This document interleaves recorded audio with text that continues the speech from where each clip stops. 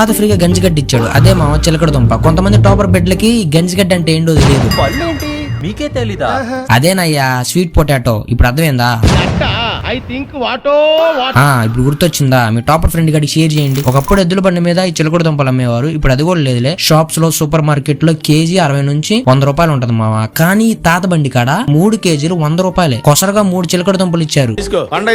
ఉడకబెట్టుకుని తింటే సూపర్ గా ఉంటది, కానీ మనకు ఆగదు కదా. నీట్ గా కడిగి తిన్నా మామ. పచ్చి చిలకడ దుంప కూడా స్వీట్ గా సూపర్ గా ఉంది మామ. అందుకే అనుకుంటా స్వీట్ పొటాటో అంటారు దీన్ని. తాత ఫ్రెండ్లీగా ఉన్నారని ఎద్దులతో ఫ్రెండ్లీగా ఉందాం అనుకున్నా, కానీ వాటి ఎక్స్ప్రెషన్ చూస్తే అర్థమైపోయింది అందుకే 2 హ్యాండ్ డిస్టెన్స్ మెయింటైన్ చేసే మావా.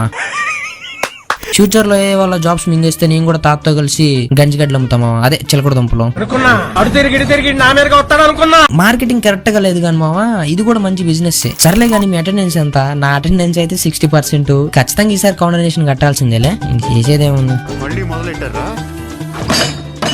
ప్రశాంతంగా ఉండనవర్రా.